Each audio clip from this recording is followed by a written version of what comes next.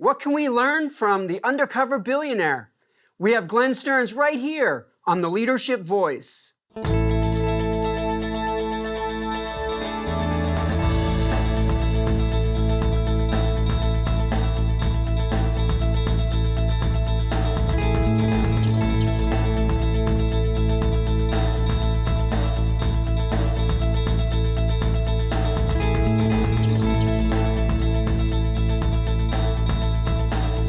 Welcome to the Leadership Voice. I'm your host, Jay Barbuto.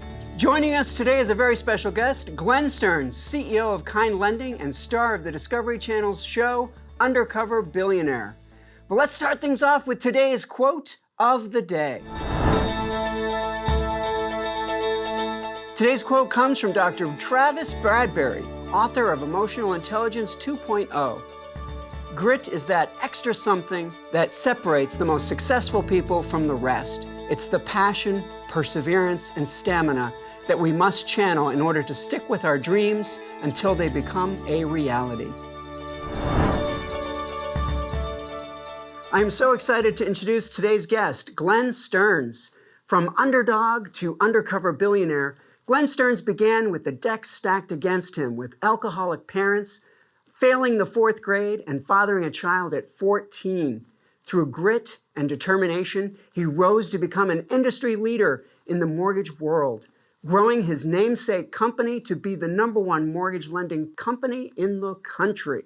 He starred in the Discovery Channel's reality TV show, Undercover Billionaire, following his 90-day journey to anonymously build a $1 million company using just $100, a pickup truck, and a cell phone with no contacts. He launched his new legacy, Kind Lending, to revolutionize the mortgage industry. He's a proud father of 6 and husband to Mindy Stearns. Known for his philanthropy, Glenn is expanding to include mentorship through his and Mindy's podcast, Grit Happens. Please welcome to the show, Glenn Stearns. Hey, Jay, how you doing? It's great to have you on the show today to talk about the Undercover Billionaire, to talk about your leadership philosophy and what kinds of things you might have in store for you. I'm excited, so thanks. Well, terrific. Why don't we start off by talking about the Undercover Billionaire experience? Maybe share how that project got underway and how it got produced. Sure. About 15 years ago, my wife and I did a show called The Real Gilligan's Island, crazy reality show, and it ended up winning it. And for 10, 12 years, I had producers calling, hey, do you want to do a show? Want to do a show? And I always said, no, it's okay. But I would finally start repeating, I tell you what I would do. If you want to drop me off in the middle of nowhere with no money, no contacts, I bet I could rebuild my business. You do that, I'll do it. And I would say that. And then one day, one of the producers called me and said, hey, Discovery said, put your money where your mouth is. Are you ready? And off we went. And so then you went and all of a sudden you had this show. But how did you actually tell me about how you got it actually accepted? Off the ground? Yeah. Well, again, I told them I'd do it if they were serious, and they said, okay, well, are you free during this time frame? And I said, okay. I said, why don't we start with maybe $5,000, and then we could do it over like a 6-month period. And they said, well, we were thinking more like $100 and 90 days. And I said, well, do you want to see me live under a bridge or do you want to see me build a business? And they were like, well, this Discovery, we want to see both, I said, okay, let's try it.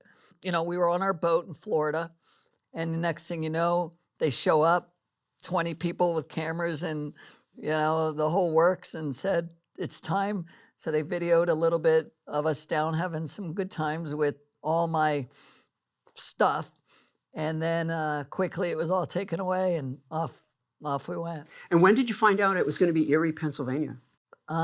Flying over in the plane. So you had no heads up? No.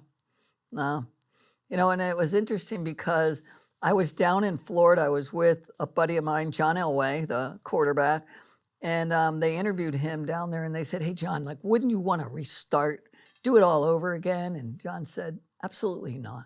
You got to be kidding me. I would never want to go through that pain again. And as I was flying, I was on a conversation with Richard Branson, who he and I had done a lot of things together. And I asked Richard, I said, hey, I'm doing this crazy show right now. They're filming. I said, do you mind being on with me? He goes, of course. And I said, would you like to go and redo it all over one more time? He said, absolutely not. And he says, well, what can positively come out of this? Tell me. And I thought about it. I go, why don't these guys want to do it again? Like, why am I the only one that thinks this is a good idea? And once I got rolling, I realized maybe they were right, that you can fail in front of the whole world, not just fail, like a business, but let everybody see me fail. So I wouldn't describe this whole experience as failure, though, because in the end, you really were able to create this business. Well, yeah, no, I did not fail, but there's a great chance of failure, right? And I think the difference, honestly, is I had gone through a bout of cancer. And when I was in the middle of that, I realized the best times I had happened to be when I was in the lowest hole fighting to get out in my business world. It was time I felt alive. I was confronting people. I was really digging out. And I thought, man, if I could redo that again when I was faced with cancer. And so when I got out of it, I realized when we get older, we stop growing a lot of times. We start to tuck in and we start to conserve. We're afraid to take chances. Why? I don't want to risk it all again. But why not? That's when you feel the most alive. And so I felt like it was a wonderful opportunity for me to feel it again, And so I thought, okay, I'll risk it literally in front of the world and I'll see, am I really made of something or am I going to fail in front of everybody? And it was nerve-wracking to say the least. Well, you really put yourself out there. And as a person who watched the show, I was rooting for you every step of the way. Could you tell us what was the biggest obstacle that you felt was preventing you or getting in the way of you reaching that $1 million goal of building that business? Yeah. Well, like life, right? It's who you surround yourself with. It's your basement people or balcony people. We choose. And so I needed to find people I could count on, people that were doers, people that said yes. And so I went out in the community and found small entrepreneurs, people that were risk takers, people that did say yes, and tried to surround myself with those people. And and it was interesting because when you don't have a lot of depth and time to get to know people, you hit it right sometimes, instinct, and sometimes we don't. And that's life, right? And so there were times where I didn't quite hit it right, and it all kind of unfolded in front of the world. And then I'd say the other thing that probably made it difficult was the beginning, where when I had $100 and I had to go find a place to stay, I had to sleep in my truck. There's a lot of things that went on. I slept on couches. That part didn't make the show, but what I realized, there's a lot of people out there that are living just paycheck to paycheck just to get enough to get by. And it's hard to dig out of that hole. That was the hardest hole. When you have a little bit of money, when you have enough of excess that you can do things. In my case, I bought a car and I flipped it to another car and I kept flipping it up. I was able to gain some ground. But when it was just trying to get enough to eat or, to find a place, and that's how, I really believe that was one of the best teaching moments for me personally, was how many people out there are going through that. And it was pretty difficult. Yeah, it was really interesting how you escalated each investment. You started by reclaiming some things, tires, and then to raise enough to be able to invest in something bigger. Right. To raise enough to invest in something bigger. It was really probably one of the most rewarding feelings, that taking the knowledge of my life history of business and compressing it into a 90-day window and having that pressure. It was really, I know a lot of people, especially my wife, say I like pain. I don't think I like pain. I like, after I'm out of the pain, looking back going, wow, that was pretty hard. And this was really, really hard too. So you like that feeling of getting through the tough times. Right. It's not the tough times, but it's persevering. Yeah, that's, and I think we all go through that, right? We go through it, and that's when a lot of us, like even myself, will look over there and go, well, that looks a little easier than what I'm doing. And that's the guy here saying, give up, give up, give up. And so, I face that. I face it every day. We all do in life, like I said. But it was interesting to feel it there and the pressure. And there were many times in the middle of the show where I thought, God, my friends were right. I should not have done this. I'm going to fail in front of the world. Like, if I stop now, how much will it cost me just to pay back the studio for what they've already, I can blow this up. Like, this is my thoughts. It wasn't, I'm just this, great entrepreneur that's going to get through. There wasn't a lot of confidence when things are going wrong. And that's life. And it's really when you persevere, when you keep going, do you find, what you're made of, right? And so, it was fun's the wrong word. It was interesting to be tested like that. Yeah. Now, you did have some challenges during the experience where you were balancing health. Could you talk a little bit about Sure. what you learned about balancing health and also up against these tight deadlines? And you had a lot going on. Well, again, I talked about I had a little cancer from before, and that kind of opened my eyes to taking chances, risking living. And I had just come off of a surgery because they found some cancer on my epiglottis, the thing that covers your windpipe. And so they cut that off. That's why I even talk kind of raspy now. And so that had just happened. I just had this cancer surgery. I couldn't eat. I had to eat through a feeding tube. I didn't tell anybody on the show. I didn't want that to be like, oh, look at poor Glenn. This was about building a business. It wasn't about a cancer survivor. I didn't want that angle because I really wanted it to be for anybody that is trying to have hope to build something, right? And how can they take their situation and their environment and turn it to something that's powerful? If we use excuses, I think it defeats the whole purpose. Again, I like knowing that it's not easy. A lot of us seek comfort. I seek to be uncomfortable. And I think that's a big difference in mindsets, right? If you know you're uncomfortable, you're growing. If you think you're comfortable and you want to sit there, I don't know how many people that I have known out there that go, I can't wait to retire. And then they die, right? Yet, if you keep living, you keep thinking, you keep, stretching, you don't have time to die. You just keep moving. And so that's important.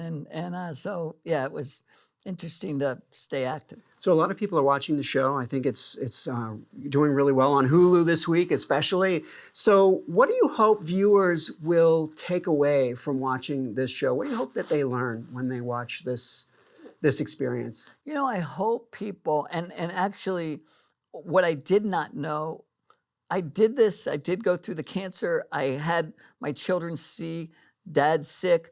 And so I wanted to do it for them. I wanted to show them that you got to fight in life and you got to, take chances. I didn't once think about the fact that I might inspire other people. It didn't enter my brain, but the show ended up airing all over the world and people everywhere have said some really nice things. And a lot of people have taken that show and realized, I'm going to go and ask for a job raise. I'm going to go and leave and start something I'm really passionate about. Whatever it is that would get them to take that next leap. And that's felt pretty good to see other people stretch themselves to grow. And so I'm really amazed at how that show has helped a lot of people. And I'm proud of that. I'm grateful because I did not see that coming, So if you could go back and do it all again, would you? And if you did, what would you do differently? Wow. I don't think I would do anything differently. There's a lot of things that did not go right. And again, that's what stretches us, right? And yet it was one of the hardest things I ever did, So would I do it again? Yeah, I probably would actually. I don't know. I like being uncomfortable, like I said, and so, I think I would do it again. It's not, I'm not seeking to do it again, but if somebody wanted to, go up against me and say, hey, let's have a contest, yeah, do it. That'd be fun. That probably would be a lot of fun. Well, I want to thank you for coming on and talking to us about the Undercover Billionaire. We're going to come on a little bit later on, and we're going to talk about your leadership philosophies and general approaches to business as well. It's time now for a featured segment of the Leadership Voice. It's today's Did You Know? Today's Did You Know comes from entrepreneur.com. A recent study of all new ventures report that 70% of all new businesses fail within the first 5 years.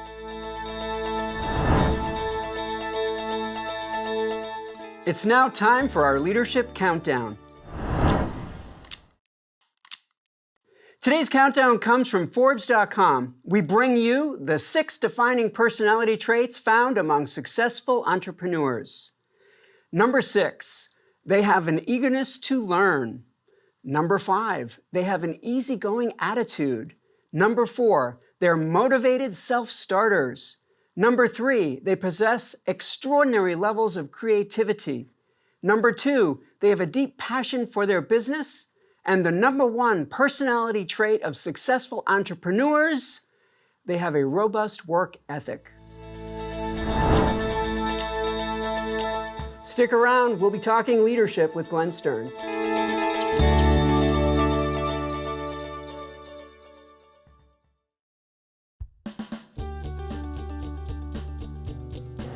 Well, we found here at Honda Center and the Anaheim Ducks that the Center for Leadership brings expertise in doing research, in doing training. The faculty that has come and given the training to our employees does all the research themselves. They're not pulling this information off the shelf. They're out there researching themselves, talking from firsthand experience, and it brings such a level of competency that we, again, don't find from other trainers that are on the market.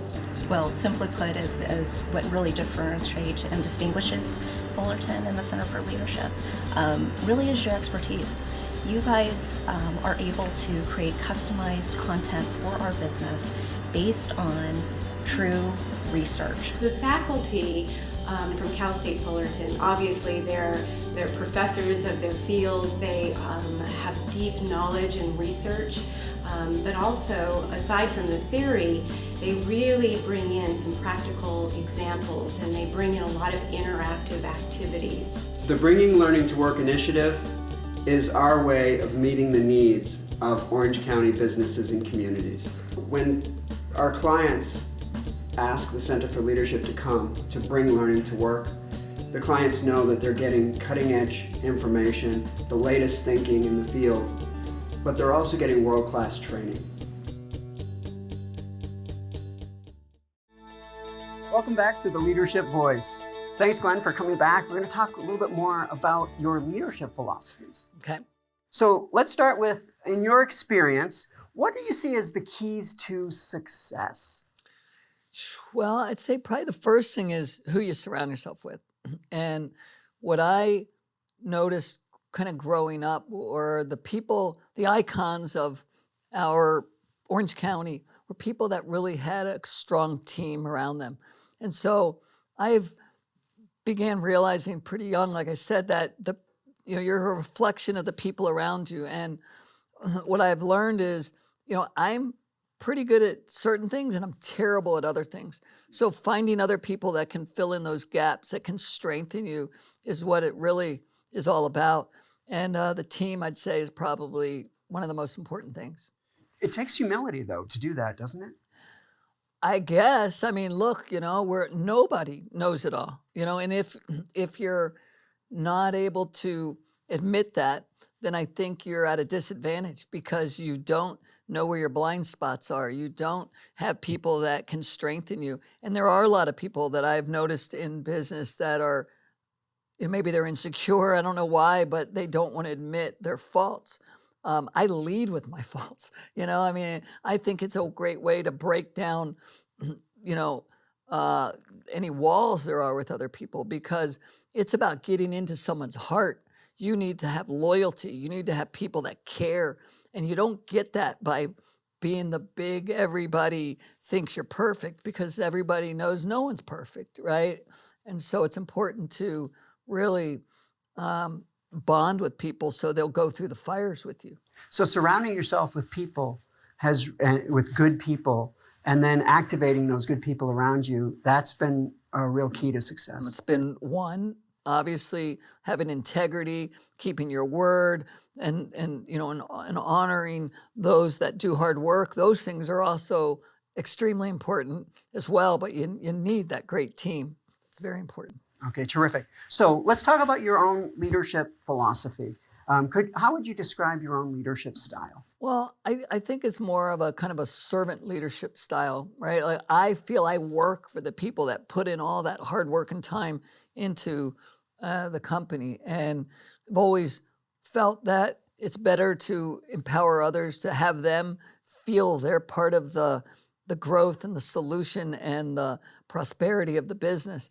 And so having somebody else come in and have that sense of pride is so important, so always trying to make people realize that, I'll do whatever it is that can help them further their career because it furthers the business. And, having a servant leadership philosophy, where you're directing your attention towards the needs of the people around you and helping them grow, helping them to develop, it really pays dividends long term too, doesn't it? Loyalty, for one, right? I mean, I'm proud of the fact that the first person that ever came to work for me ended up retiring about a year ago. My assistant's been with me 27 years now. A lot of people that come and stay, and that's all part of, again, there isn't anything perfect. It's sometimes the business falls a little, sometimes the individual falls. We've got to pick each other up and keep going down the road. A lot of people these days are finding that they're struggling to attract people and to keep people. And servant leadership is a type of leadership that tends to make people want to stay. Yeah, I absolutely agree. I think, I think people that don't understand that are at a disadvantage. And I, again, I lead with the fact that we're not perfect, right? And then when you do fall, when something does happen wrong, people understand a lot more. When you set yourself up to be perfect and something goes wrong, then you get a lot more disappointment out of people.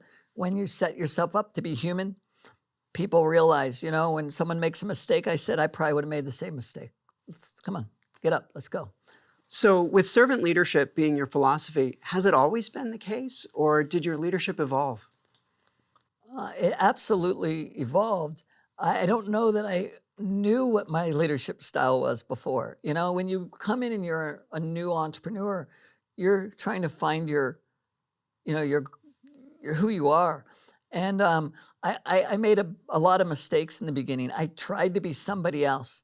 I admire that guy, so I'm going to be like him. And when I finally felt comfortable enough to know I'm going to be me, I'm better at being me than anybody, right? And when I got comfortable with that, that's when we started to really, that's when I started to grow, let's put it that way. Yeah, you really started to author your own who you are and what type of leader you were going to be. Right, and again, there's a saying, never measure yourself with someone else's ruler. And I didn't understand that growing up. I'm always trying to be that person, and I finally gained my own confidence, understanding I'm going to just look after me and do the best I can be. And it's worked out fairly well so far. Well, you move from a reference, of what other people would consider to be good to starting to think about what you hold to be true and what your values are. By having a lot of the wonderful characteristics of other leaders, right? There's a lot I learned to do and a lot I learned what not to do by looking and analyzing other leadership styles and other people. And I was able to then form my own. Oh, that's terrific. So let's talk about personnel. So when you're looking to hire people, and you've hired many people during your career, what are things that you look for in a potential hire? Well, again, I found my strengths, and I know a lot of other people's strengths in our organization, and mine is not about digging into the performance of the job. I don't get involved in the details. I get involved in the human being. Do you have integrity? Can you look me in the eye? Do you have confidence? And you gotta filter out the fact that they might be nervous and those kind of things. But, am I going to get someone who has heart, has passion? That's what I'm looking for, is somebody that I think can fit into the organization with those characteristics.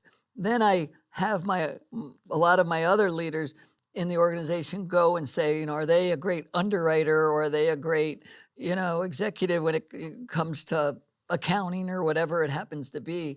I'm just looking for the soul of the individual. And that's kind of my, place as far as the interview process goes. So you really start with what we call the social capital, and how well they can interact, and how comfortable they can make other people feel. And, right. And then the technical side. Someone else can do that. They do that a lot better than me. Exactly. So once you've put together your dream team and you've hired the people that you think will be good additions, what do you do to bring out their best? Well, again, I think celebrating an individual for the successes, allowing them to take a lot of the responsibility for a lot of the achievements in the company. All those things are really important because it builds loyalty, it builds a sense of pride in the team, and you allow people to be the best they can be, allow them to make mistakes, allow them to go in and author some of the, the foundation of the business. Don't take a lot of that credit, I guess. Allow other people to have the credit is important, I think. Yeah, I think a lot of leaders sometimes they need to say, hey, if it weren't, for me. I did it. Yeah. I did it. I don't get that, but I get it, but I think it's wrong, There's a lot of people are involved in an organization, and it's nice that they can take some of that credit. Yeah, it seems like a missed opportunity when a leader doesn't acknowledge other people and all their hard work, right? Yeah, for sure. So let's talk about mistakes, because a lot of people think that success is just a series of a win, and everything goes well. But really, it's not necessarily, it doesn't necessarily go that way. Could you talk about how the path to success can be riddled with mistakes along the way? Well, I think I said it earlier that I lead with my flaws, right? And what I mean by that is there are so many times we don't get it right, and that is business. A lot of people go, oh no, like I am now at, the end of the road because of this mistake, and look at, it's over. No, that's part of the process. The process will have failure in it. The process is built on the fact that it won't be perfect and we're not going to get it right the whole way. And you just have to learn from each time you've run into a roadblock. It's not the end of the road. It's not the end of the world, and by the way, nothing is as bad as it seems when you first hear it. It isn't. And it's also probably not as good as it seems. We got to take a middle of the road approach to, information and process it and then figure out how to deal with it. And so part of, as a leader, there's decisions that have to be made. There's sort of a when to change, when to pivot, or when to endure and persevere. How do you decide when it's time to make a change versus how do you know when it's time to go ahead and run through that fire? Part of our personalities, I think, is that when things get tough, we tend to look for the exit, right? And we can build a great case for why we should stop, we should pivot, but if you realize that's going to happen and that's part of the process, then you have to keep reassessing. If I go down this road, will we be better off? Will we be stronger? I knew I wanted to get there, but now I realize it's hard, okay? That doesn't mean pivot. That means you got to keep going through the fire. If you start to realize, wow, I can't get there because new regulations, new things have stopped me and it's just not going to happen, then you got to know when to cut your losses, right? And there's a big difference. If it's painful, that doesn't mean stop. If it's just not going to happen because it will not be good for the organization, then cut your losses as early as you can.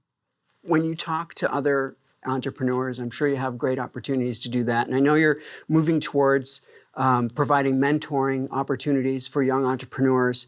What advice would you give an up-and-coming leader or an up-and-coming entrepreneur, if someone said, I want to start my own business, what advice would you give people? I get that a lot, and usually my first answer is what I kind of just said, which is you're in the honeymoon phase. You think it's going to be perfect. You see yourself driving the Bentley. You see the bigger house. Okay, there's a lot of pain along that road, and be prepared for the pain. And when you get in the middle of it and you realize this is the wrong business, I made a mistake, I've got to go out and do something else, I want you to remember at that point, you are going to be there, and that is not the time to give up. So please remember, right when you're there, go, wow, he was right, I'm there. And that's when you got to keep pushing through. And that's what I try to explain to every entrepreneur. It's not the ones that give up that become successful. It's the ones that power through the pain and endure more pain and work harder and longer. They're the ones that are going to be successful. So remember, in the pain, please give me a call and say, I'm there.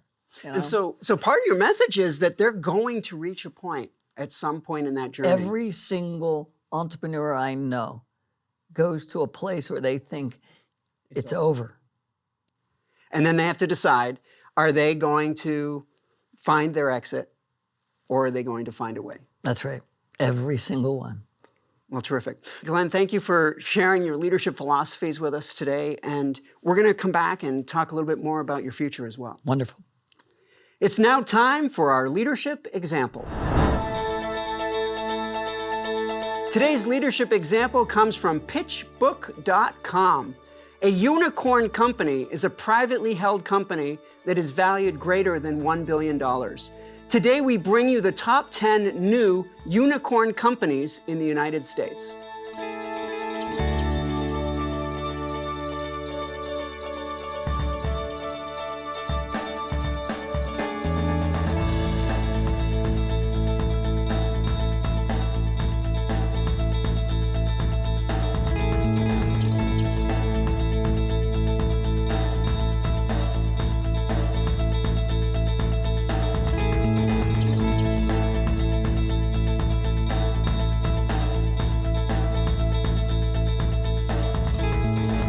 It's now time for our leadership lesson.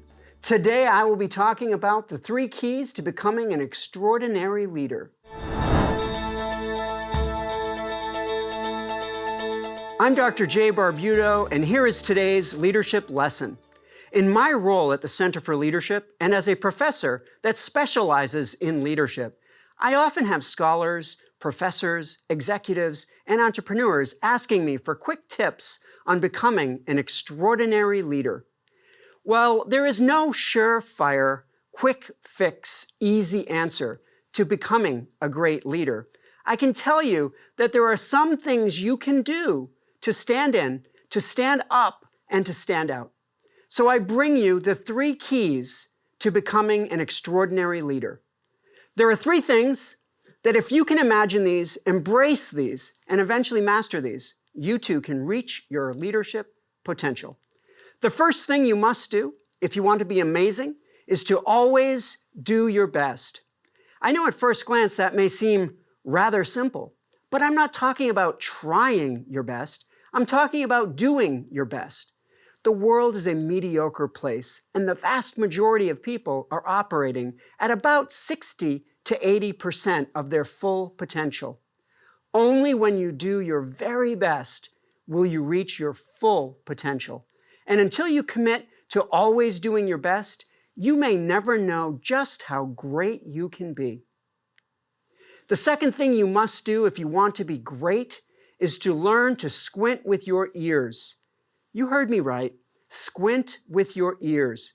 The world is filled with people sending you data and information that you can utilize to make the most of every relationship and every situation. But most people in this world are vaguely paying attention. If you can start really listening to people, you will quickly realize that there is much to learn about them. The truth is that everyone around us is telling us everything we need to know to motivate them, to influence them, and to win them over. But to do that, you must be listening. The third thing you must do if you want to be an extraordinary leader is you must become a better communicator. Communication is key to leadership. Become a better speaker, become a better writer, become a better communicator, and terrific things will follow.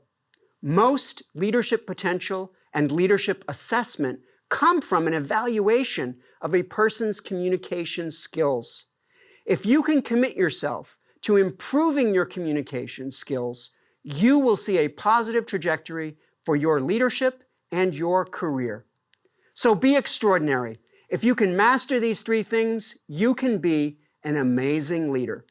Remember, always do your best. Learn to squint with your ears and be a better communicator. I'm Jay Barbuto, and this has been your leadership lesson. And there we have our leadership lesson. Let's continue our conversation with Glenn Stearns. Glenn, thanks for sticking around. Absolutely. So let's talk about you and your future. What does the future have in store for you? Gosh, right now it's been a lot of focus on kind lending and success lending. What we're doing is we've built another mortgage bank, which has a focus on retail, wholesale, and then also joint ventures. One of the bigger ones we're in is with Ep8, which is called Success Lending, which has been a fantastic start to our joint venture business. And so how is kind lending, say, different from what was Stearns? Well, I think as companies evolve and in the mortgage space, it gets kind of tight where, we all wore ties and we're all very, it's the biggest investment in most people's lifetime. When we came at it this time, we thought, but why does it have to be boring? Usually these mortgage companies are not as fun. It's all numbers and it's kind of hard. So I brought my wife in and she's the chief kindness officer. And so we've lightened it up. We've just made it a lot more a place where I think the employee really, he goes and he wants to come to work or she wants to, invest their time into the organization. And so the culture is what really matters a lot this time. Okay. And so one of the things that I've heard you talk about in prior times is that you're also focusing a lot more on mentoring moving forward. Could you share a little bit about your mentoring projects? Sure. Well, as they say, as much is given, much is required, right? And I've had a wonderful, wonderful career. I'm very proud of where I've stood in the financial sector as far as people that have reached out, and so it's just time to give back. And whether it's in financial sector or just business in general, or even life, there's a lot of people that seek some kind of guidance. And I don't do it where I'm saying, hey, look at me. I do it like, hey, I have been there with you. The show taught me a lot about there's a lot of people out there that could really just use just some advice. And so I've been proud to be able to offer it. Take it, don't take it, but I hope some people will get something out of it and grow from it. Oh, that's terrific. Tell us a little bit about the Horatio Alger Association. Association, an amazing organization. There's about 10 to 12 members that are put in every year. They say the closest thing to being knighted in the United States. It's done in the Supreme Court. It's the only non-judicial act. Justice Clarence Thomas places the medallion around your neck. It was from Ronald Reagan to Condoleezza Rice and Colin Powell and Oprah. There's a lot of people who got into it. I was very fortunate to be a young inductee in the organization. And what we do is we help disadvantaged youth. So we put out about 3,500 scholarships a year for people who've struggled with adversity in their lives that found education as their way out. So we help them with college scholarships. And you personally were a recipient of the Horatio Alger Award because of your modest or humble upbringing. I've had some humble beginnings, yeah. I've failed fourth grade, had a child at 14, came through with parents that struggled with alcohol. So yeah, I can relate to a lot of those kids out there, and then yet was able to, use education as a stepping stone to do some good stuff. You would have a level of empathy for Absolutely. the challenges that many people face in this world, Right. like a lot of people may lack. There's so much potential in people, and sometimes we think we just can't do it because we don't come with a silver spoon or we don't have a great education. And yet the potential is within all of us. It's just, how do you unlock it? And what I found when I look back on my life, there were times when people came in and said, I believe in you, Glenn. You're going to be a leader. And I would be embarrassed. No. But it planted a small seed in me that grew. And I try to plant as many as I can in these young people. So when you see potential in other people, you tell them. Absolutely. And that's probably how many lives you probably are impacting by doing that. I don't know, but I do know that there are some amazing young men and women that have come from severe adversity, and to be able to use that as their fuel to continue and grow. And they have this great barrier around them now that can help them and be resilient and get through just about anything, can be looked at as either something that can hurt them or something that can propel them. And hopefully we've taken some of those and put them on the path of, success. So this is actually a really cool time of the show. This is the time where you have a chance to give your final word. What would be your final word you'd like to give to our viewers? I'll tell you, no matter what you do, seek happiness, okay?